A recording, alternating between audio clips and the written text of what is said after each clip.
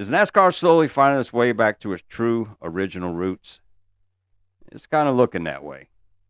3, 2, 1.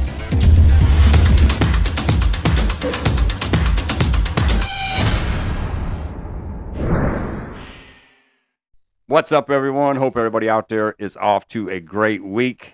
Here we are, man. I mean, the week of the Clash, the week that NASCAR kicks off the 2026 season. And here it is, possible news of some changes. And this is, of course, the news about the Roval. It's being reported by The Athletic that the Roval is gone, effective immediately. 2026 season and on. No more Roval. Man, I'm going to tell you, if this isn't NASCAR stuff right here, I don't know what is. But by general consensus, seems like a fan favorite move right now. But I've also seen a lot of people that really liked the Roval. But we're going to touch on some of the things that changed that made the Roval not be exactly what it was when it first started out. And also, man, I got to talk about this right here because this is one of the biggest things to me is I have to take into consideration is what Shane van Gisbergen did last year. What SVG just kicked everybody's ass out there on the road courses is what took place there part of the analogy to make some changes like this? Because, and you got to look at it. I mean, this last year we had the race down in Mexico. That's gone. You had Chicago out there on a street course. That's gone back to Chicagoland. Here, a Roval gone, possibly. And, you know, but you got to go back and look through the history as well. I mean, NASCAR's tried these things in the past, tried it at Indy, running the road course there, didn't work out. Actually, even tried it at Daytona, running the road course. That kind of didn't work out as well. So, just kind of, man, it seems like NASCAR is trending more towards the history part, the aspects that built the series in the first place. So, we're going to take a look at some of the drivers again just to see how this could impact some people. But, man, I want to go back because this started in 2018, and I want to take you back. In case you forgot, this was a different car that was running on the Roval then. It seemed like this was going to be a pretty wild scenario after the first test sessions and practices. So take a look at this for memories.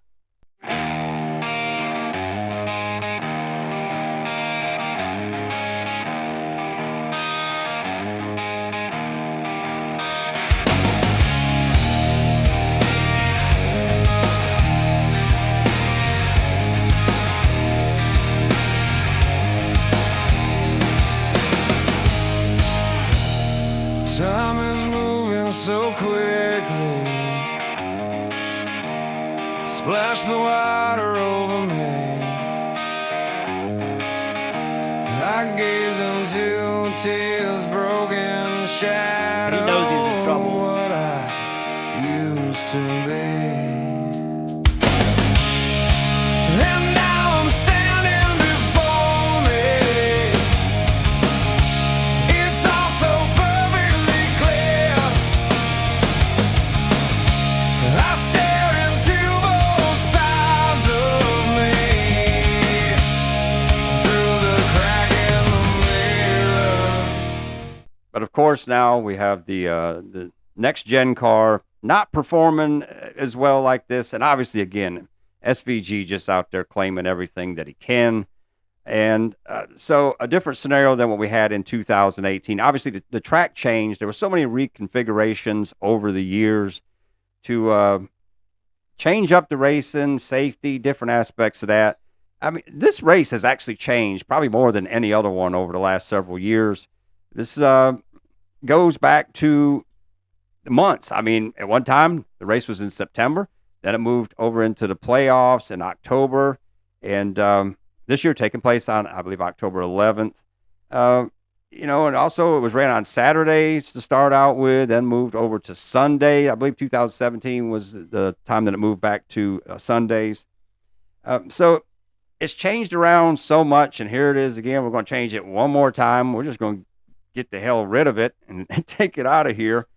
But I also want to go back through and look because, man, I mean, that first race right there was pretty cool. Wild finish. It looked like Truex had it. Johnson, obviously, thinking he had it too. And Ryan Blaney going through there to get that win. So But we got to look at, will this affect anybody who has been really strong at the Roval?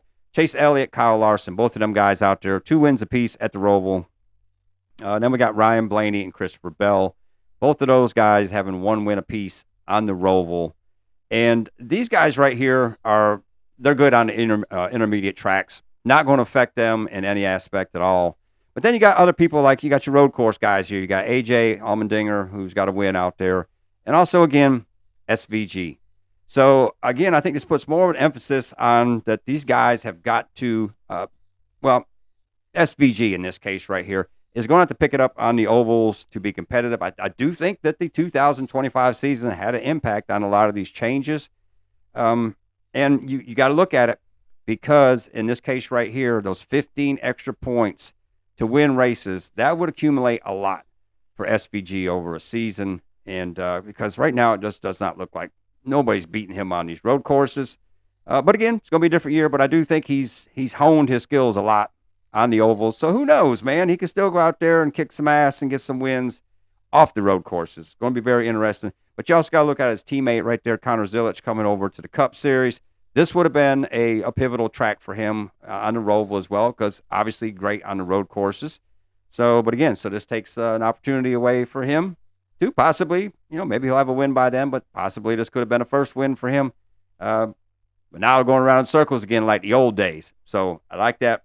And Charlotte's just a special place to me. So it's cool to see this. And then we got to look at, I feel for people that already bought tickets, because if you look right here on the NASCAR page, they're still selling tickets. It still says the Roval and everything else. There's people who probably bought certain seats to be in certain spots of the action that's taking place on the racetrack. They want to be down there kind of in the bus stop thing in turn 4, or maybe in turn 1 to get that action as they come back out onto the high banks that now is changed.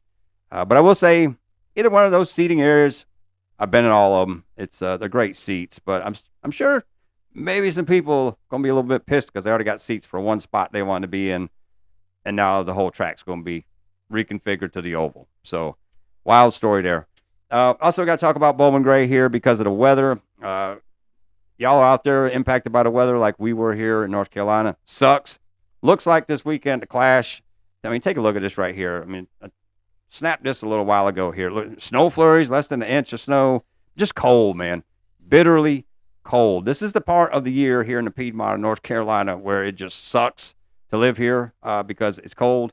And, man, when it was announced going to Bowman Gray, I was all for it, but I'm like, this is the time of year you kind of don't want to be at Bowman Gray because it's cold. And they're about an hour north of me here in Concord and get more bad weather than we get here.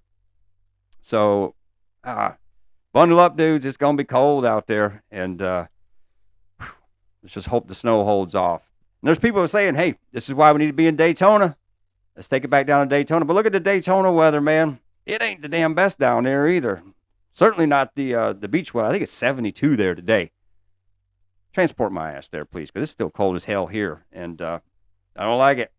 But it's going to be an interesting scenario. So we'll see how the weather holds out over the weekend. But, man, God, I want your thoughts on everything right here. Do you think that this is a cool move, that getting away from the oval? Do you think any bit of this stuff has to do with SVG just coming in and dominating road courses? That they needed to make some changes to say, hey, you need to catch up. NASCAR was built on oval racing for the most part. And I know people are going to say they were on the beach and everything else. But through the formative years, oval racing was what it was about. So, not saying I'm not a fan of the road courses. Have been some really cool road course racing taking place. But here we go. So anyways, man, what's your thoughts out there? Let me know. Man, it's good to be back. I apologize. Haven't had episodes the last, I don't know how long here. Been away on a commercial, shooting another NASCAR commercial. And got a couple things coming out here over the next couple weeks. One really big, cool national commercial. Actually, both of them are national, but one's really big. And it's going to be cool. And I'm also filming from this Wednesday through the end of the week. So going to be trying to get as much as I can done this week, but I'm on location on set. So just going to be a cool year, man. So let's have a ball. Anyways, be talking with you soon. Throw them comments down below. And, man, as always, we'll see you at the checkered flag. Yeah, I'm the